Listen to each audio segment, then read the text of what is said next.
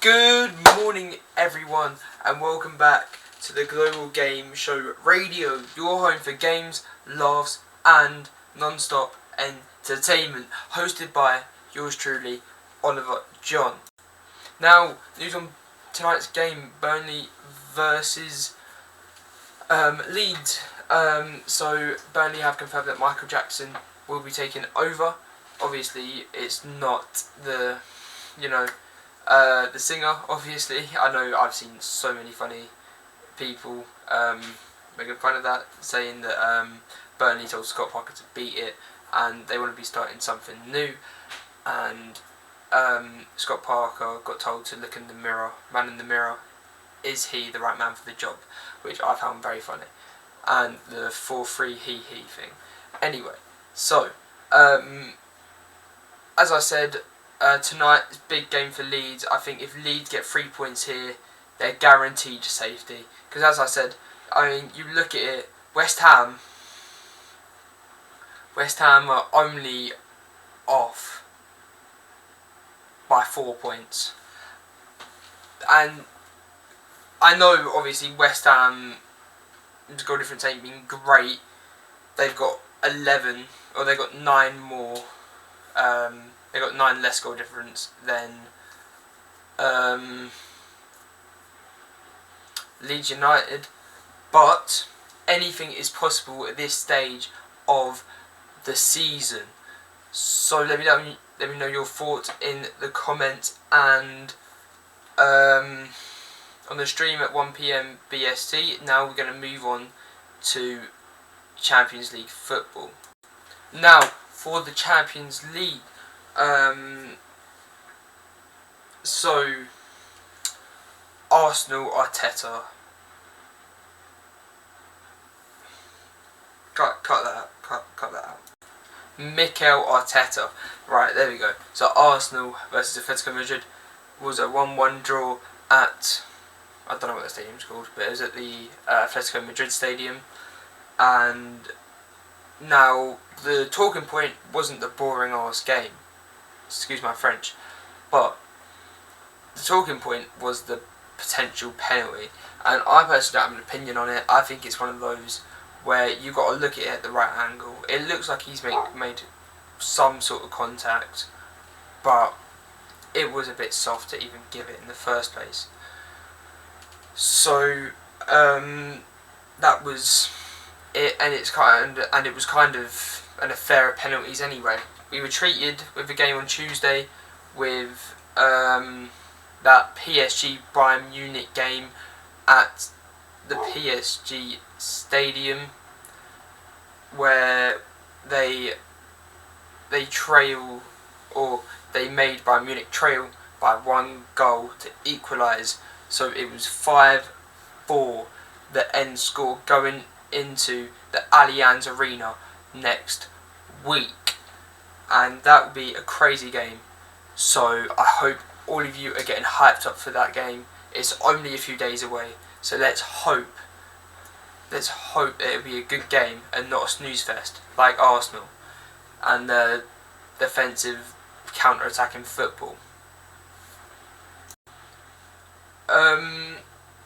Then we have a thing on UEFA has released a statement to explain why Arsenal had a late penalty overturned in the Champions League semi-final, first leg at Atletico Madrid.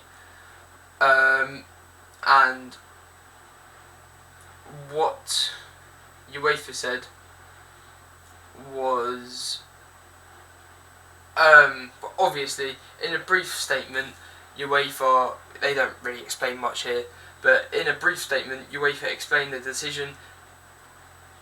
Atleti player number 17 did not commit a foul on the opponent. European football's governing body declined to provide any further clarification about the decision-making process for the penalty overturn when approached by Sky Sports News. UEFA said, upon introduction of that technology, the VAR team will check all match-changing situations but only intervene for clear and obvious mistakes. And obviously, and then we had a former Premier League official, Demar Gallagher, on Sky Sports News, said, if you look at one of the angles, it looks like Eze is clearly fouled. Another angle is inconclusive. As I said, you have to look at it at the right angle to get the right decision. Rather than look at the inconclusive angles, look at the conclusive ones. The referee thinks it is a penalty on the field. The VAR, I think, looked at it too much. People ask me if it's enough to give a penalty. Once the referee gives the penalty, the question has to be, is it enough to turn over? One angle, it looks like he catches him on the top of the foot. The defender definitely doesn't get the ball. That is all in Eze's favour. Is it enough to turn over? I think not. I don't think it's the most. I don't think it is the most obvious penalty in the world. But once it is given, it is given. Once it is given, it has to be clear and obvious. There is not enough overturning. My throat is killing me, but basically, Declan Rice, you know, that guy who he's very vocal about referees, as we found out after West Ham a couple of years ago lost to Frankfurt in the semi-final at Frankfurt. And he's doubled down and said it was a clear penalty, which he might have seen it from a different angle. So, and claimed the referee at the centre of controversy was provoked to change his mind by Atletico Madrid's hostile fans. That is an interesting take. That's an interesting take, that is. To be provoked by somebody's fans. You're an official. Personally, I don't think the fans can do anything to you if you're an official. If you're an official, you're in control of it. Nobody else is in control of it but you. So, and obviously, not many people were happy about Diego Simeone's reaction to the penalty being given. He was going like book, and he was. I didn't find it appealing, but yeah, but and then Rice said basically, in a nutshell, he said it's clear pen, and he has no clue how it's not been given. In other words, it should have definitely been given, and as it didn't, he has no clue why. And he said, I think the fans provoked the decision and changed the ref's mind. UEFA is totally different to the Premier League. In both boxes, you have to be careful because they give absolutely everything, which is true. In the Prem, they give anything. Refs don't let the game play or flow. It's free kick after free kick, throw in and throw it. The game's gone. And I promise you when I say this, the game is gone. The game's gone. There's no fun in the game at all. There's no, we saw it in that game. There was no open play goals. It was all penalties, and even if Arsenal had been awarded the penalty, 3 penalties in one game, it's a load of horse crap. Because, what the hell? It's 3 penalties given one game, and that was all the goals. I think Lookman and Griezmann rattled the crossbar, but apart from that, it was such a boring match. I was cooking food, so I couldn't stand to watch it. I turned it off, and I turned it off and kind of didn't want to fall asleep until my dinner was kind of ready. And it was near the end of the game anyway, so I kind of, yeah. But apart from that, Arteta was fuming. He just. They were, and again, with a Fletty's penalty, guess what? Arteta moaning? No, really? I can't believe Arteta's moaning. Obviously. But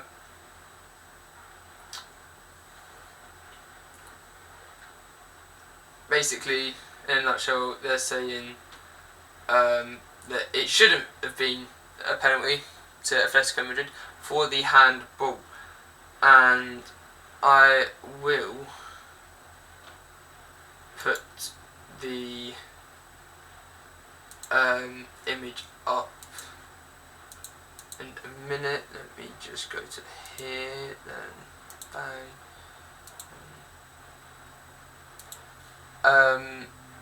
It if you look at this, it's covering half my face. But I don't know about you, but this personally looks like a clear handball. Obviously, you can't see the ball, but the thing about Fernandez's one against Everton, he can't see the ball. He plays in front of him. But the game's gone. It's all penalties, free kicks, corners. It's like there's no. What happened to a couple of years ago? Every team was playing open play football. Now it's just push for the corner, get your head on it, or score a bias. You'll do something spectacular with the ball. And same thing with throw-ins. You've got that player. I think it's Utara, but I don't think it is. But he's got that long throw, and it's like there's only one kind of team who did. I can't remember what team he played for, but Rory Delap. I think almost every team that he played for, and obviously he was a good couple, like 10 years ago or 20 years ago, he played. He knew how to throw a ball in the box, and he was like the only player doing that. You wouldn't see, but now any teams do it. Any team does it. You see City, Arsenal, Brentford especially, Everton did it against West Ham. Spurs. Well, I don't watch Spurs because they're boring. They're boring football, but so do West Ham. So we're equal there. But this is kind of all the news in the Champions League. The game's gone. It's Champions. I don't know. I think VAR is ruining the game, but at the same time, it's doing good things. We just need to be more consistent. So we will move on. I've already kind of spoken about the Europa League and the Conference League. So we are going to move on to the Championship. So it is all heating up in the Championship, and there's already 3 teams relegated from the league, and that is Sheffield Wednesday, Leicester, I think Sheffield Wednesday were screwed from the start of the season anyway, after their minus 12-point deduction and a further 6 points for breaches of payment obligations. So that's a total of 18 points taken away, and they finished the season on -3. Leicester City though getting on the 43 point gap, but still going down. And then we got Oxford United, who came close, as you can see, on 47 points, but West Brom just edged survival. But the bottom of the table doesn't really matter. It's this top half. That does. So you have. It's all about. So Southampton are nailed on. They already got playoffs. So does Middlesbrough. So does Millwall. So does Ipswich. But the question is, Middlesbrough upwards is only 3 teams that can get automatic promotion. Only 1 out of 3 of these teams can get automatic promotion, along with the recently promoted Frank Lampard's Coventry City, who finished on 92 points and 48 goal difference, which is an impressive thing for the Championship. I personally don't think Frank Lampard is a Prem proven manager, but we'll have a look. We'll see. Of course, we'll have a look. As a West Ham fan, I would like to see Millwall go up so we can play them if we don't get relegated. Wouldn't mind Ipswich to get promoted, as I forgot to mention the Ipswich Town's right back Ashley Young, the GOAT, everybody's heard of him, has announced his retirement. So I don't know whether he's done it midway through the season or whether he's going to do it at the end of the season. But what a way to finish your career by getting automatic promotion tomorrow at 12:30 in the afternoon. So obviously there's 3 points that can there's 3 points up for grabs, and if we look on the scores and fixtures tomorrow, we have who's up for. So Hull play Norwich City. Hull play Norwich City at home. So realistically, if Hull win and Wrexham lose against Middlesbrough, and the current position that Middlesbrough are in at the moment, it's more likely Middlesbrough wins. Hull City get promotional playoffs, which I don't know why, I've always had a soft spot for Hull. I'm not from there necessarily. I know I look it, but I'm not. But I think it's just because of the whole Bowen connection. I think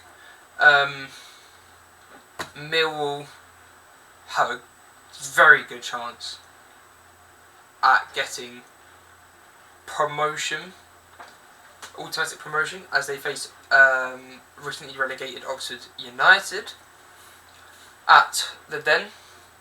Then we have Ipswich, who are facing a tougher team in Queen's Park Rangers, who held off West Ham to extra time for then Tati Castellanos to score in the 100th and 11th minute or something to take them to round 6 or something of the FA Cup to face Burton Albion at home. And then who else? So Middlesbrough have already said they got Wrexham. Southampton aren't really in the mix. But yeah, we can look at. I think Derby County's still in the mix. They face Sheffield United tomorrow, so they could possibly get promotional playoffs. Norwich are not in it, as the threshold is 70, and there's only one more game to go. So if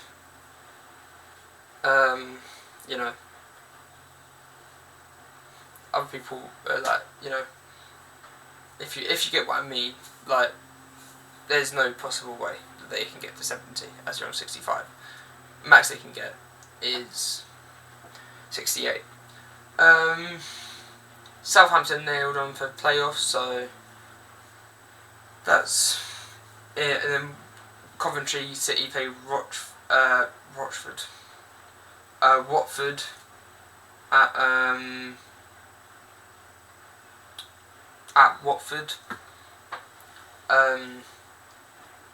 12:30 or 12:30.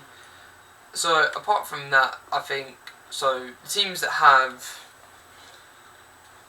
I feel like Hull, they face Norwich City, who aren't too far below them. Only 5 points separating the two teams. So that would be one of the games. I'm going to name all the games to a must-watch game if you are a Premier League fan for tomorrow. So must-watch games are Hull versus Norwich, even though Norwich can't get promotional playoffs. Hull, unless Wrexham draw or lose, Hull need to win. And the goal difference between Wrexham and Hull are quite small as well. There's only one goal difference separating them. For then it to go to goals scored. So Hull need to win by two or more goals against Norwich to get promotional playoffs. If Wrexham don't suddenly turn into prime Barcelona for playoffs, and then obviously you got the main ones: Middlesbrough, Wrexham. That is a key one. That's a key one. That is definitely a must watch, because Wrexham win, then there's a chance they get into promotional playoffs or stay in there, as they are currently 6th. Middlesbrough, on the other hand, they win, they go on to 82 points. And say Mill lose and Ipswich lose, they get automatic promotion to the Premier League, which is crazy to think. And obviously, Mill or Oxford don't really have anything to fight for anymore. Although Mill have to, it's not like Mill will have a chance of getting promoted anyway, regardless of what happens. But obviously, let's not forget the third and fourth. I'm not sure if this is how it works in Championship, but I think third and fourth is seeded or something. There's something to do with that. I don't watch playoffs very often. But then Charlton and Swansea aren't really. That's not really a must-need watch game. Watford Coventry, not really. Sheffield Wednesday West Brom, not really.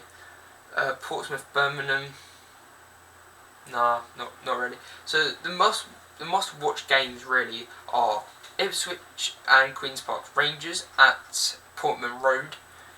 Hull City versus Norwich City, and Wrexham versus Middlesbrough. Those are the main ones. Obviously, we got Mill and Oxford there, but Oxford don't really have anything to play for, so it won't necessarily be it's life or death, because they're going down anyway to League One. But yeah, apart from that, those are the must-watch games in the Championship.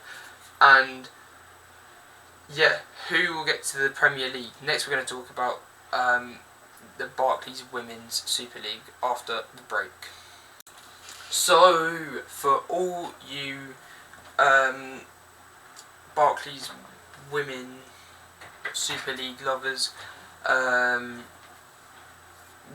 I don't know much about women football. I'm not necessarily a big fan of it. I don't watch it. If England's playing, I'll stick it on. But club, not really. I mean, if it's West Ham, then I might if I'm bored, but not very often I do. I'm not going to show the I'm not going to show the what's it called? I'm not going to show the table because it's a lot of work. But Manchester City have won the league.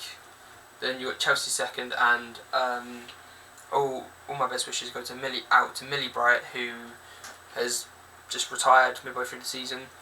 I don't know what the reason is. I'm not some sort of Fabrizio Romano. I don't work for TalkSport or Sky Sports, so I get all the information from them, so credit to them.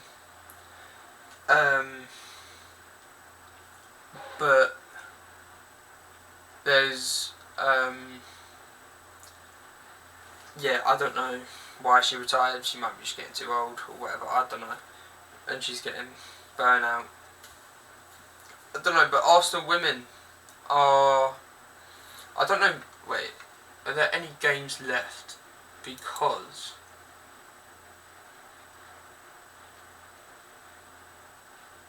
oh wow, so there are actually some games left. They go to June. No, it's May. So there are... so tomorrow you have Manchester United women and Brighton and Hove Albion women at 12 PM tomorrow. Then Sunday you got Spurs women facing London City Lionesses, Manchester City women facing Liverpool women, and Leicester City women facing Chelsea women at home. Then Aston Villa women versus West Ham United women, and so on. It's really weird how they do all this, but yeah, no. So Manchester United women can still take Arsenal's spot in Champions League football. Women in the Champions League women's Champions League. Sorry, mess up my words. And I'm pretty sure Chelsea. No, I think City have basically won it. So sorry, Chelsea fans, but no more silverware for you. But you're in the Champions League. So, but apart from that, I don't really have any knowledge over Women's Super League. It doesn't look that exciting in terms of. It doesn't look that exciting from the table. It's not like Championship or whatever, but you know, it's nothing to really. There's nothing to really say about it, really. But Leicester are in the relegation zone, and then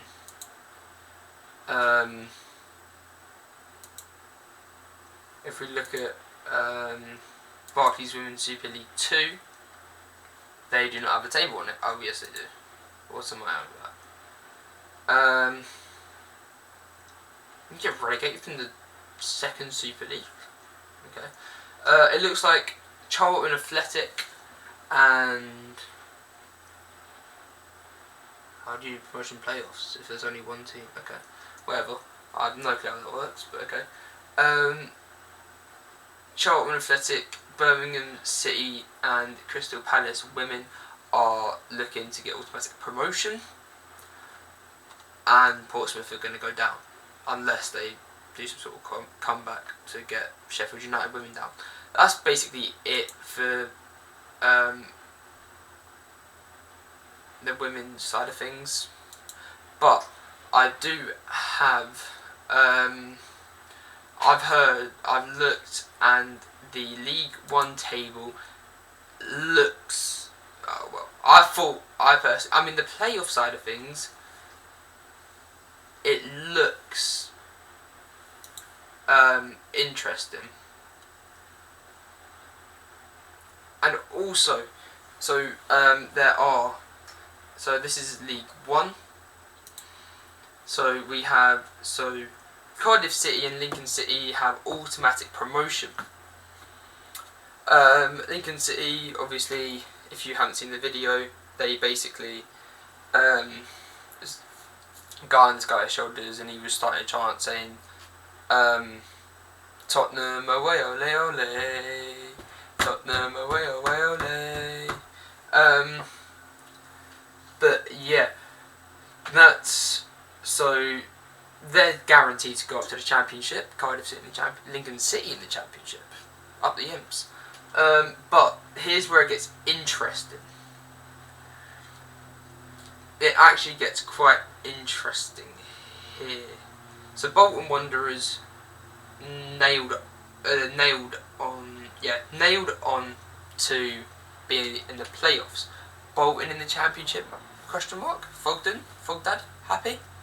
I have no clue. But now here, it's so tight between Stockport County below and Stockport County and Luton, same goal difference, both on plus 11 goal difference, but they have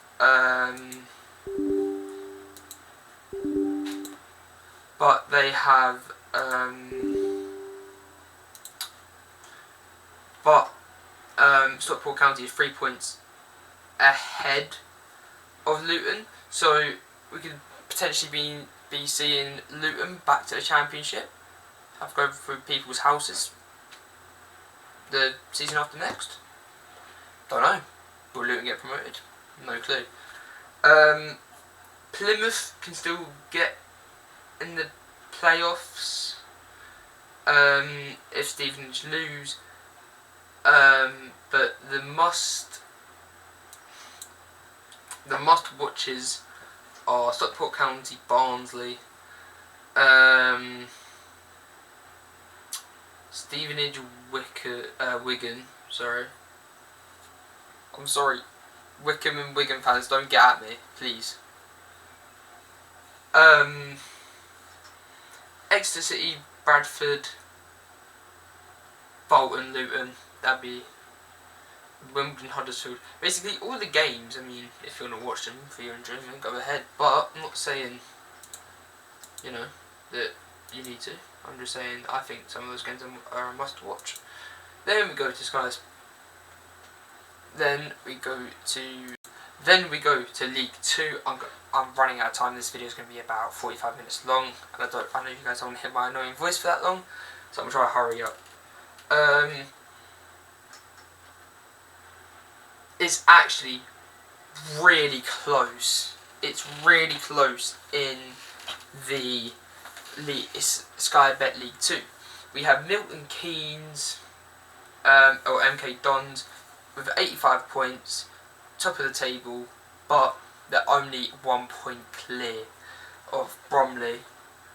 So it's between Bromley and Milton Keynes to get not automatic promotion, but the title, the trophy of going top of the league. Cambridge aren't nailed on to go to. They're not nailed on to get to automatic promotion, as Salford City are behind them with 80 points, and so is Notts County with 79 points, and Cambridge is on 81. So anything could happen. Grimsby could get promoted. Chesterfield, these are all like kind of the playoffs. Even Swindon and potentially Barnet. Oldham having an alright season from the Nation League last year after beating Southend United in the playoffs. They are 11th in the table, and we will be seeing Harrogate Town. This La Liga thing will already be quick because it's kind of nailed on for who's got Europe, who's not. It's it's pretty much nailed on who's in the Champions League next year. So we have Atletico Madrid, Villarreal, Real Madrid, and Barcelona in the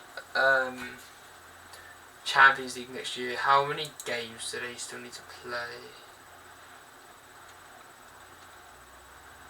Oh, to be fair, they've still got like 12 points up for grabs. So to be fair, though, it's not actually as. I mean, wait, can they? I mean, yeah, they can. If say Barcelona don't win any more of their games, but Real Madrid win all of their games, Real Madrid can win the league title. We could see Betis in the Champions League. Not much about Getafe, but all you need to know is that either Real Betis, Atletico Madrid, Villarreal, Real Madrid, and Barcelona will be in some sort of European competition. And Sevilla.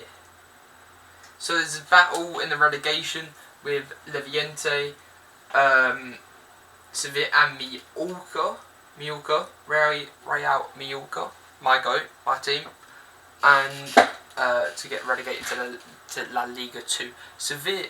Now, the talking point of this is Seville.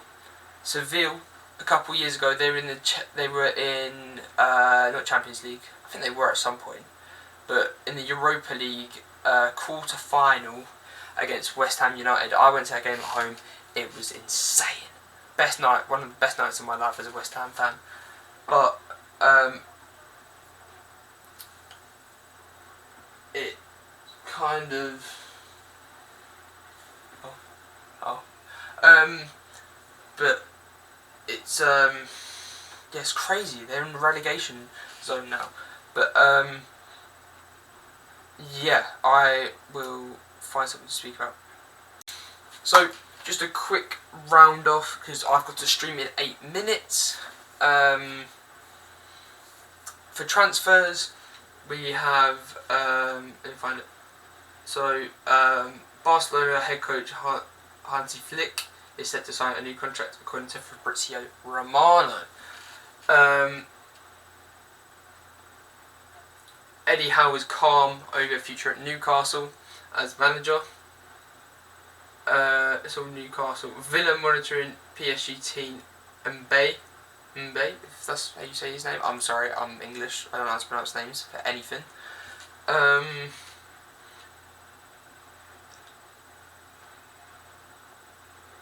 Man City midfielder for women's Laura Coombs has announced that she will retire at the end of the season. So many retirements recently.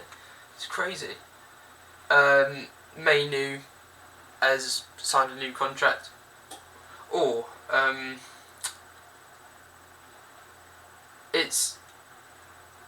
I think he is. Jose Mourinho potentially heading back to Real Madrid. Mainu signs new Man United contracts.